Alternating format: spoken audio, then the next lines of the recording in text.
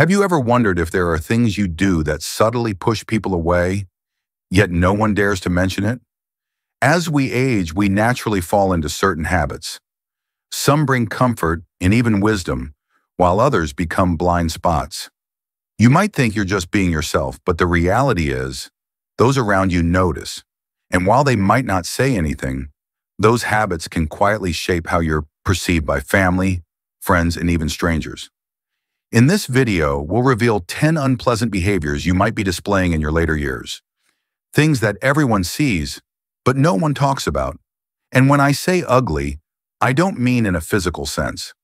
I'm talking about actions that slowly erode your dignity, distance you from others, and chip away at the respect you've earned over a lifetime.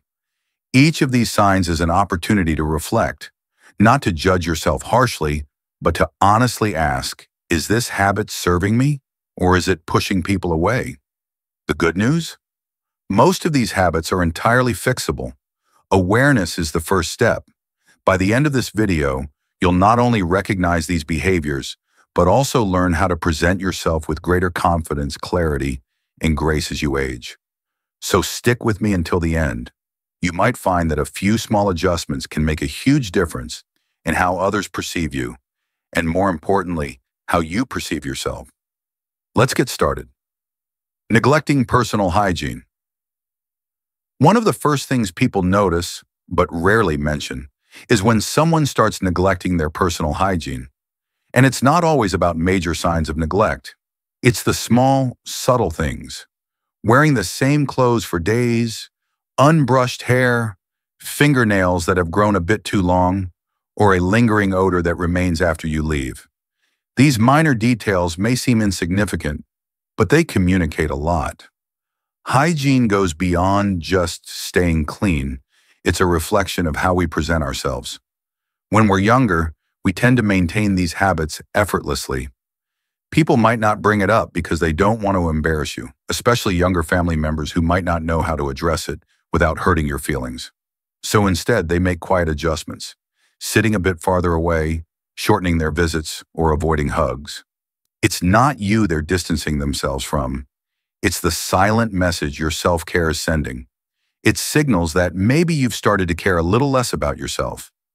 Here's the unspoken truth. When you stop taking care of yourself, people unconsciously start treating you with a little less warmth and respect.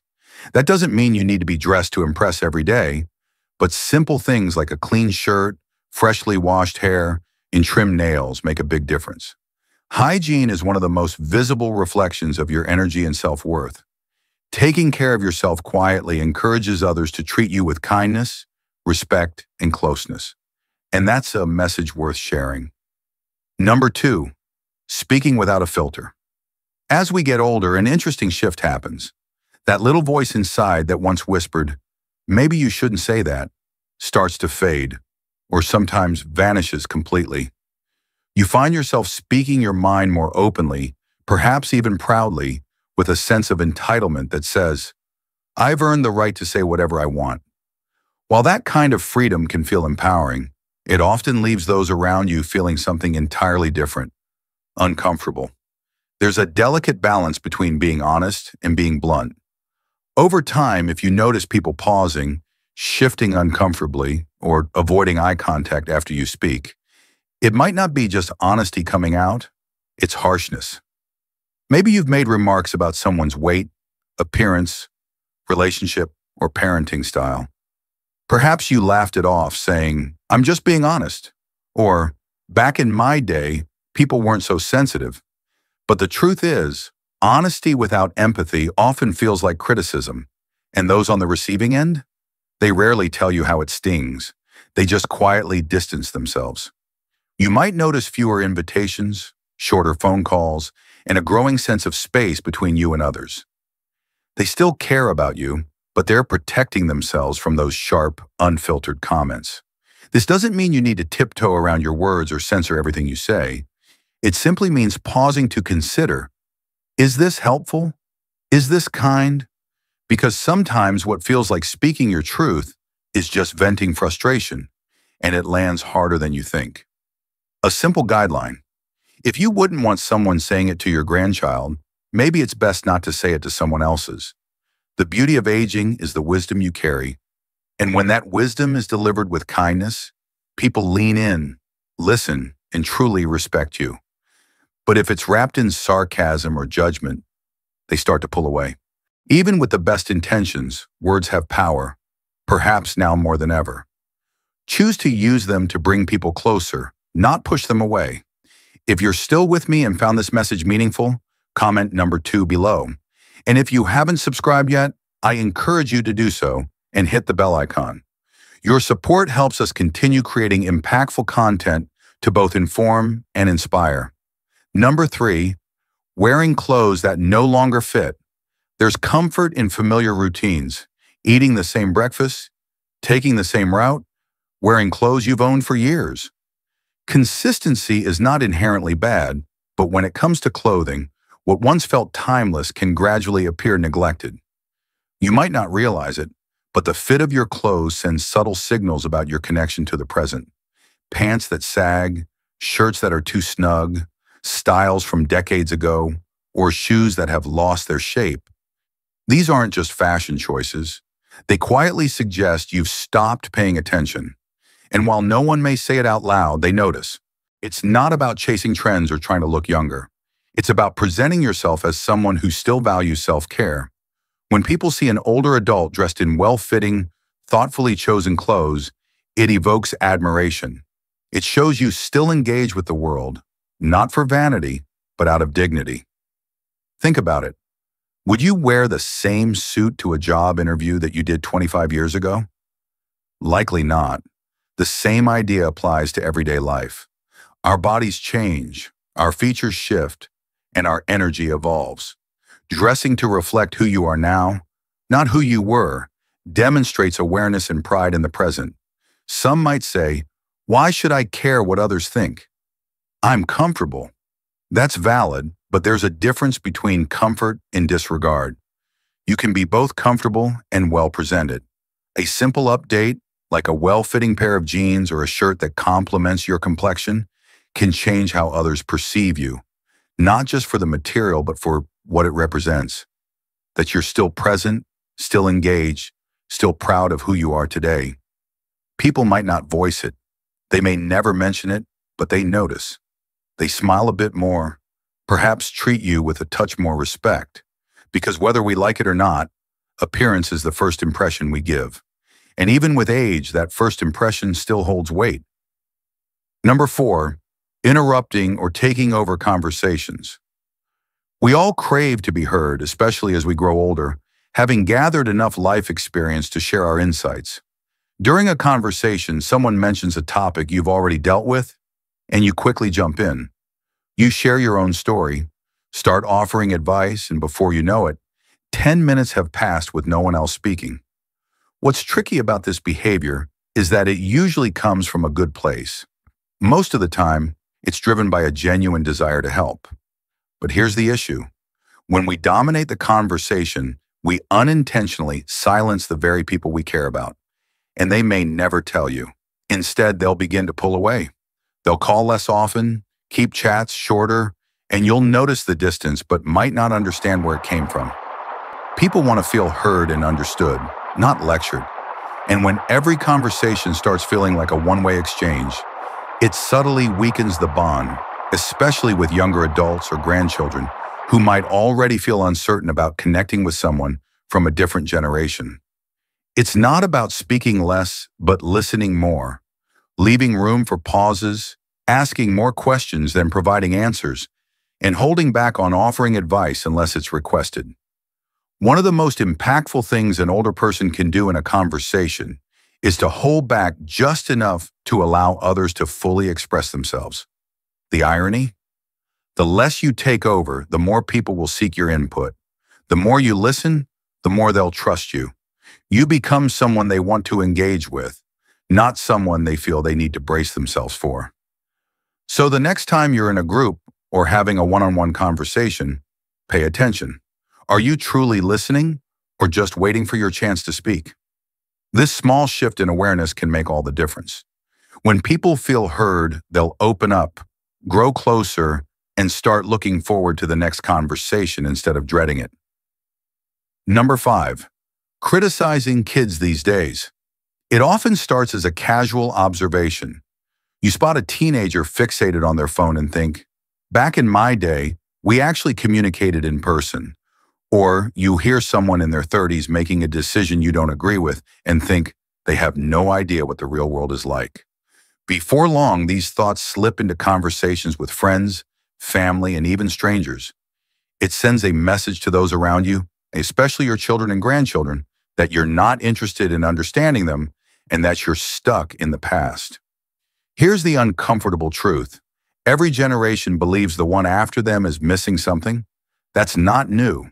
But when this criticism becomes your go-to mindset, it doesn't make you seem wise. It makes you seem bitter. You might intend it as a joke or think you're just pointing out the obvious. But to the younger generation, especially those under 50, it can feel like rejection, like you're dismissing their entire way of life. The result? They stop sharing openly with you. Conversations stay surface level. They hold back, anticipating judgment. Even if they love you, they keep part of themselves distant. That doesn't mean you have to agree with everything younger people do or follow every trend, but it does mean choosing curiosity over criticism, asking questions instead of making assumptions. When you change from saying, "These kids today have it easy," to asking, "What's it like navigating this world now?" You invite connection. You create space for conversations, not division. Your worth doesn't come from comparing the past to the present. It comes from bridging them. Be the one who connects generations, not the one who stays stuck in the past. You become not just the elder in the room, but the one they respect, trust, and turn to. Not for lectures, but for wisdom that listens first and speaks second. That's real influence. And it starts by letting go of the need to be right about the past and embracing who you can still be today. If you're still watching and finding these insights helpful, comment number 5 below to let me know you're here. If you haven't subscribed yet, I recommend subscribing and turning on the bell so you don't miss future videos. Your support helps us keep creating valuable content to inform and inspire. Now let's keep going. Number 6, disregarding modern etiquette. There's a certain social awareness that often goes unnoticed until it's absent. Actions like talking loudly on your phone in public, standing too close in line, or playing a video without headphones in a waiting room may seem small, but they can significantly affect how others perceive you. These behaviors may not have raised many eyebrows decades ago. People were more tolerant of loud conversations and spontaneous actions back then. But times evolve and expectations change. What was once harmless can now make people feel quietly uncomfortable. No one will directly ask you to turn that down or step back a bit. Instead, they'll give you a disapproving look, avoid eye contact, or move to another seat. It's not meant to be personal, but it is noticeable. Whether you're on the subway, in a coffee shop, or even just strolling through a store, these minor breaches of what is now considered basic courtesy send a subtle message. I'm unaware of how I impact others. And the truth is, people don't always extend the benefit of the doubt to older adults. They expect you to know better. So when they witness these actions, they don't see them as simple mistakes. They see them as thoughtlessness. That's not the impression you want to leave behind, but luckily it's easy to correct. Pay attention to how others behave in public spaces, how they control their volume, maintain personal space, and use technology when others are nearby. Modern etiquette isn't about being overly strict. It's about building awareness and respect. It signals to others, I may be older, but I'm still mindful, adaptable, and considerate of how others feel. This awareness doesn't just improve how strangers view you, it positively impacts how your own family perceives you as well. Grandkids notice, neighbors notice, and their quiet admiration grows. In a fast-paced world, someone who moves with consideration and carries themselves with quiet dignity stands out more than ever. Number 7, oversharing medical issues.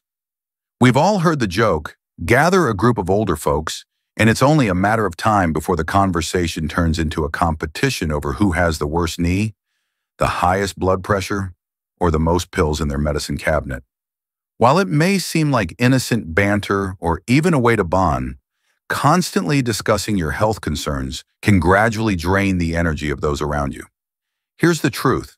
We all know aging brings its own set of physical challenges. You don't have to pretend everything's flawless. But for younger family members, these conversations can be overwhelming. They might not know how to react, or they might feel helpless hearing about issues they can't fix. Instead of engaging, they might withdraw, not from a lack of respect, but from quiet fatigue. You deserve understanding. You deserve to be listened to.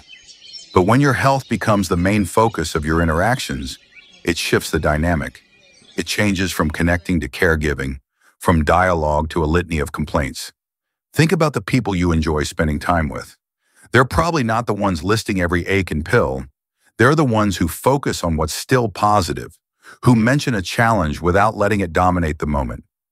Does that mean you should hide your struggles? Absolutely not. But choose your audience, your timing, and, most importantly, find balance. Share how you're doing, sure, but also show interest in others. Discuss the book you're reading, the neighbor's garden, or the bird you spotted outside your window. Your life is still filled with stories that go beyond just your medical records.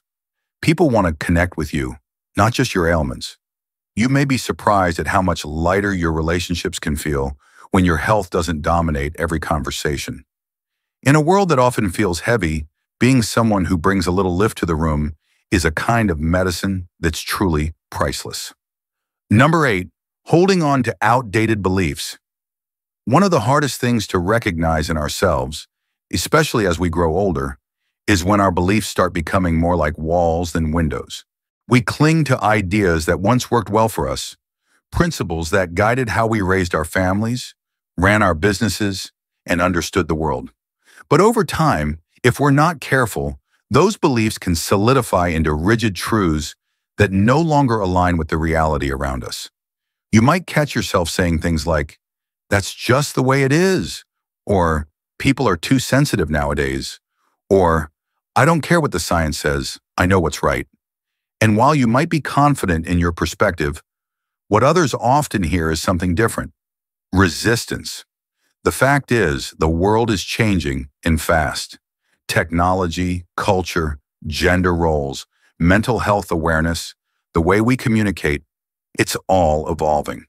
And when we dig our heels in and refuse to even entertain a new viewpoint, it doesn't seem like wisdom. It seems like stubbornness. Younger generations notice this.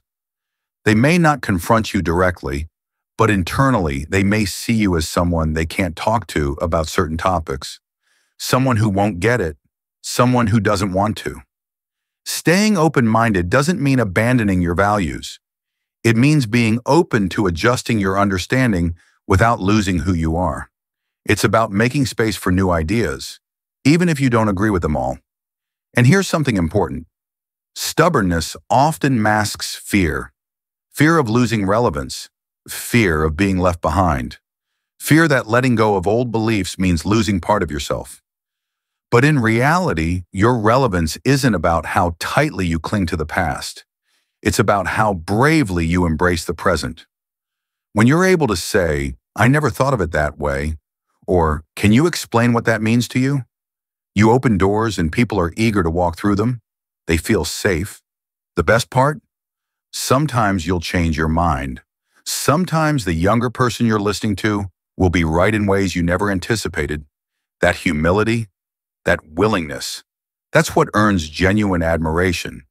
Not because you have all the answers, but because you continue learning, even as you age. That's rare and that's powerful. If you're still watching and finding these insights valuable, drop a number 8 in the comments to let me know you're here. And if you haven't subscribed yet, go ahead and do so and hit the bell so you never miss a video. Your support helps us keep creating content that informs and inspires. Let's move on to the next topic. Number 9, moving or walking without being mindful of the space around you. As we grow older, our pace naturally slows down. But often we don't notice that our awareness of how our actions affect those around us diminishes. You've likely observed it. Someone parked in the middle of a grocery aisle with their cart sideways, blocking the way while reading a label, or a person suddenly stopping in a crowded path, lost in their thoughts. Or perhaps you've walked alongside a friend and gradually veered into the path of oncoming pedestrians. Most of the time, these things aren't done with ill intent. You're not trying to be inconsiderate. You're simply absorbed in your own task.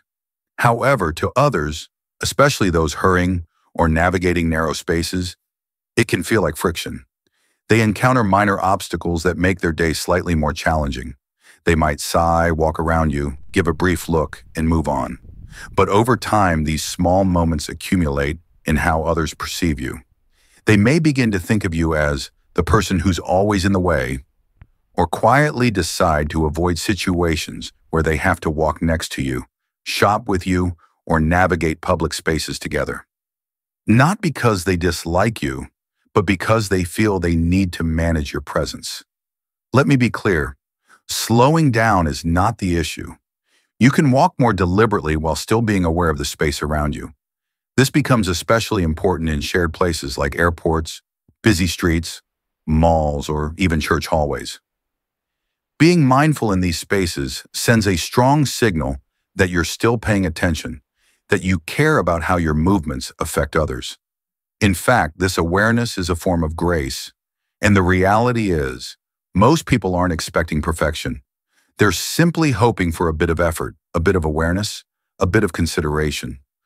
When you show this, you stand out, not as someone who walks slower, but as someone considerate, someone who moves through life with dignity and quiet responsibility. And that presence, it's more impactful than you might think. Number 10, making jokes that don't stand the test of time. A good sense of humor is one of the best things you can carry into your later years. It keeps you lighthearted, helps others feel at ease, and eases tension during tough times. However, not all humor ages well, and some jokes, especially those that once got a laugh years ago, can now unintentionally push people away. You may be joking the way you always have. A little sarcasm here, a teasing comment there, or perhaps a remark that plays off outdated stereotypes or pokes fun at someone's appearance, background, or choices. While humor once thrived on highlighting differences, today people are more sensitive to how words are received, especially from someone older.